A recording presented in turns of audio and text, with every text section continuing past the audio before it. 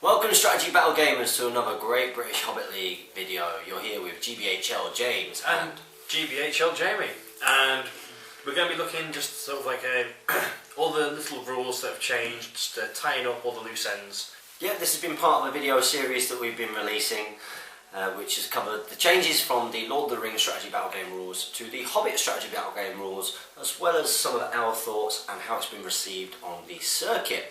So in this video we're going to be going through some of the miscellaneous areas, some of the little rules changed that you might not notice, and hopefully then we've got them all. Yeah, or at least all the really noticeable changes. However, if you notice something in this series of videos that we have missed completely, leave a comment below and let us know, and we'll do a video for it. Yeah, there's a very good chance we have missed something. Yeah. Something key and major. Probably. Yeah. I've probably definitely missed something. I'm just probably not thinking. And I've been distracting Jamie. And feeding him. No. Feed me healthy food, like apples. Yeah, I forced him. He's eaten apples, he's had salad today, he's had chicken breast. Lies, don't listen to him. He's already about a stone lighter. That's how good a personal trainer I am. Stop promoting Biotic Fit. You need to go on www.bioticfit.com for more information. That's getting cut. Okay, so the miscellaneous areas of the rules that we think have changed. We're going to start off with the first rule, which is swim tests. Now, swim test is a very minor change and it only comes up very rarely actually in game. You like swim tests, no, don't you?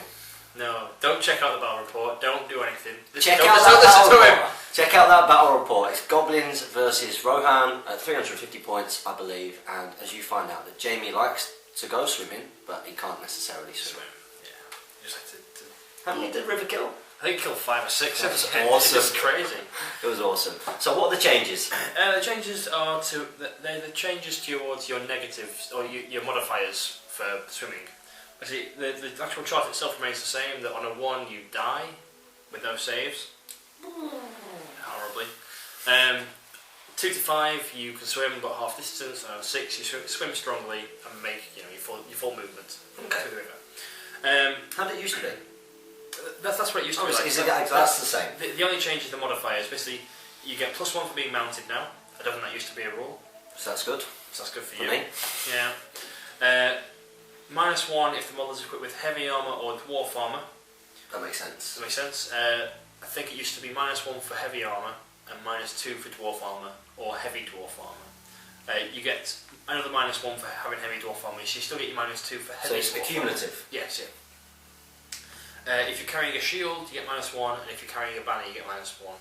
And I think the only change there is that dwarf armour doesn't count towards, double negatives. You only get 1 negative for it. Wow, so really quite anti-dwarf. Yeah. Well, or anti-armour generally, and that's right. If you're wearing heavy dwarf armour and a shield, you're -3, so you need to roll, a 4 or you need to roll a 5 or more to not die. If you roll a 4, you're dead. Which is cool. This is not cool. We recommend you try and set up some situations where you've got some rivers on your board and you give these rules a go. Yeah, I mean, they are fun to try out. I'll be honest, it destroyed me, but yes. But it was incredibly cinematic, and I'm sure you guys who have seen that battle report enjoyed it. You did enjoy it, so you might not see it again. Yeah, no. But you probably won't see it again. But yeah, definitely give it a go. So the next change is again some slight changes to the banner rules. Yes, yeah. Well, the banner rule itself stays the same. It's still a reroll if you're within 3 inches, but it now includes supports because they're technically part of the fight. Oh, well, that's pretty cool. That's cool. The same is for shades works as well. If you are in range of a support and they're not fighting their own fight, it will count towards the combat. Yep. The other thing that banners have, the change to banners, is that when you used to them in Lord of the Rings, you could only take the banner and no other war gear. Right. Now you can equip them as if they've got the ability. You can equip them with other war gear. Yeah. So you can give them a bow, you can give them a spear, you can give them a shield to increase their defence, so that they can still contribute in a natural way. They'll still have their -1 if they're supporting with a spear, because they have got that banner to hold as well, so you're not going to fight as well. But you can. It's an extra dice. Yeah. For the fight, or an extra bow for your force if you've got a few points knocking around. So I guess it's trying to make them a little bit worthwhile bringing in. They've got more of a multi-use. The only negative for bringing them as an individual character, apart from the points cost, is the -1. The -1 to the fight roll. Okay. The next change is the ring, and this is quite a big change for the ring. I've got no idea how the ring works before, so this is going to be really interesting for me. Okay. The ring before, you used to wear it, well, you used to choose to put it on. When you put it on, you became invisible and could... Oh, hair's gone real weird. You could put it through... you could walk through models, and you can still do this. But at the start of the turn, I think it was on the roll of a 1, you would fall under control of the evil player. Right, yeah. And they could make you take the ring off if you took a courage test and passed it. Okay, so I'm guessing in the Lord of the Rings time frame, that makes sense, because the ring has started to, you know... Like, it knows Sauron. Sauron's searching for it, and he's putting effort out there. I see you. Well, in the Hobbit, the same thing, if you remove the ring, you've got to take a courage test to remove it. If you pass, you can take it off. If you fail, you can't, you can keep it on. You're still invisible. I'm just going to double check the rules for charging the ring bearer. The ring bearer has no controls over when invisible, and enemies may even move through the ring bearer. If an enemy model wishes to end its movement on the space the ring bearer is taken up, move the ring bearer away. If you wish to charge the ring bearer, you have to take a courage test to do so, applying a -1 to the roll for every full inch the ring bearer is away from the foe. So cavalry charging at 10 inches would need, well, they needed 10 on dice to get. No, they wouldn't be able to charge. They wouldn't be able to charge. No, you wouldn't. So you have to be at least 2 inches. No, surely not. You need to get your courage that you can add on. It's confusing, but basically that's a change to the ring bearer. If you can explain these rules better than Jamie can, this is the whole reason why you're here. I have one job, and it's to know the rules. If you can explain them to us better than Jamie can, look, he's got his head in the book, then please leave a comment below and just put it in plain English for us. That would be very, very helpful. Okay, so that's it. Yeah, that's it. That's the other one. So also a slight change. It's not a change, but it's worth mentioning because it very rarely comes up, but it did a couple of years ago. Because there was a scenario where you had the Fellowship and the Frodo had the ring on and whatnot. If the model wearing the ring is the last model alive on a good force, it instantly dies. Like, you assume the ring's taking control of them. Really? They disappear off, yeah. So let's say you've got the Fellowship and you've got Frodo wearing the ring, and Frodo's your general because you can't do anything to him unless he's wearing the ring. If all the other members of the Fellowship die, he would count as a casualty because you assume that he's just buggered off. And so that's definitely more of a thematic thing, isn't it? Because I can't see many situations where you choose to have him as your general either. I can. Can you? Yeah, well, if you took Bilbo or Frodo or Isildur as the ring bearer, they put that ring on, they got a very low chance of being charged. Yeah, I suppose. Can't be targeted by shooting. Only ring wraiths can see them. Jamie's redeemed himself now with good, solid tactical advice. The ring is great on Isildur. Yeah, because he's a big 3-attack hero, fight 6, and he can suddenly move through the lines and end up, taking the ring off on the other side. It's like, oh crap! Now I've got a fucking Isildur behind me. Yeah, it's a shame that we don't see more Numenor armies. I mean, Numenor, the warriors should be a lot stronger if you look into the history of Numenor. They need a huge update to bring them back to line. I mean, back when... And people would collect them. People would buy them. People want them. People do want them. We see it in discussions. I've got 3 blisters worth. Bowman, message me. Might end up being a prize. You never know. That's an eBay. That's an eBay joke. So yeah, that's the ring. Yep. There's also been some changes to two-handed. Yes. So now you can support. You can support two-handed now, yes. You couldn't do that before. In the overalls, the idea with the two-handed was that you were so focused on swinging and sort of putting that big chop in that you wouldn't be able to be supported because the weapon would knock them out of the way. Yeah. However, now they decided that you can do this. I mean, it's great because you increase your chances to wound, and the guy behind still gets to put in his attack that can maybe win the fight for you. So two-handed has become much more sort of viable. I guess it's because quite a lot of models are modeled with a two-handed weapon, but people didn't want to pay the points for them because you've got this huge negative modifier. Yeah. Yeah. The way up of the negative modifier sort of outweighs. +1 to win. When you've got one and if dice, you can't support it, and one of the most common things you'll see is that's just a shield wall almost. We've said that before, yeah, shield wall and then spear support. If you can't do that all of a sudden, then so for example with the new Hobbit range specifically, you might see, if they're encouraging it, a Grimhammer front line using two-handed, supported by a warrior's variable with spear. So that suddenly becomes quite nice. Yeah. Quite a nice thing to do.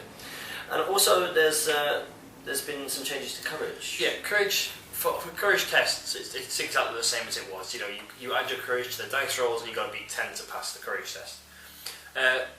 The noticeable change is a very minor one. Let's say something like a Spectre or Wood Elf Sentinel causes you to take a courage test or get moved. Mm-hmm. If you pass that courage test, you don't need to take the same test again for the game turn. Okay. So let's say you've got multiple Spectres and you go, I want to move that hero, I'll pass my courage test. Their other, say, 3 Spectres wouldn't be able to try. Yeah, so you're not going to get them all sort of ganging up and say, well, I'll do it. Do a courage test, do a courage test, do a courage test, do a courage test. You couldn't have that. You just go, I've passed. I'm not scared of that. So try someone else. So, for example, let's say if you pass a courage test to charge a terrifying model, and then heroic combat and killed it and tried to charge something else that was terrifying, you won't need to take the test. Okay, that's good. And what if you have to take a courage test because you're broken, and then you charge something? Do you still have to take? Yes, because they're 2 separate sort of tests. You're testing to stay on the battlefield, and then testing to take. So it's a different kind of courage test. So that's still like that. Yeah. That's great. So that's the same. Fate. Another minor change to it. Actually, I'd say this is quite a big change if I'm remembering it correctly. In the new rules, say you roll a dice for your fate and you get a 3, and you want to know if you should use might on it. You can't sort of put it to one side and store it whilst you roll the next one and go back to it later on. You see, fate rolls now happen one at a time. So you roll the dice, get a 3. No, I'll chance it. Roll the dice, get a 1. You can't use your might, so you will take. I've done that before. Yeah, done that before. I think it's really for a little bit of tactica. If you're in a scenario where it's one might point or another fate roll, use the might point. Yeah, use the might point. You know, rather than take the chance. So it's happened to me a couple of times. Happened to me in a Lords of Battle game against Pete. If you've not seen the battle report, make sure you check it out. But where Aomer, I rolled a 3 with his first might fate point. Didn't use the might. Rolled his next 2 fate points one at a time. Lost them. Took the wound, and that was 4 victory points. 4 VPs for my enemy. I still smashed him. Spoilers. Sorry. You have to see that battle report to see what happens. You all should have seen that battle report by now. Yeah, Come on! It's been up for like 2 weeks. It's been up for longer than that. It's been up for ages. Come on, you need to be going through our backlog and watching all the battle reports. They're mega cool. And there's another one that we've noticed as well. I noticed this in a game. Between Charles and I. Yeah. He had Nature's Wrath, kind of lock my models down, and wanted to jump Elrond over another one to charge a model behind. Now, in the old rules, it used to be either a jump test, or for mountain models, they could just go over them because the model on its side isn't more than half the height of the model. But now, prone models have their own special rule for jumping over them. The model moves up, and on a 2 to 6, you're fine to just carry on your move as normal. On a 1, you have to charge that model, and heroes can use might to alter this. Yeah. So that's pretty good for, you know, if you're trying to get to objectives or to snipe an enemy character again. Yeah, you got a very good chance of jumping over them. I guess it sort of symbolises the model on the floor grabbing you, or trying to stop you getting to wherever you're meant to go. So these have been some of the miscellaneous changes that we've seen throughout the rule book. Obviously, we might not have caught them all. I think we expect to have not caught them all. Yeah. So we want your help, the community, to let us know anything that we've missed so that we can explain it for the rest of the community to see. Yeah. That is our penultimate video in this series of Lord of the Rings strategy battle game versus Hobbit strategy battle game, to try and encourage some of those old players who played Lord of the Rings but haven't yet made Come back to us. Come and try a Hobbit strategy battle game. I think the overall consensus we will talk about in our next video. So keep supporting your Hobbit hobby by subscribing, sharing and commenting below. It really does help. Thanks for watching to the end. Happy strategy battle gaming, guys.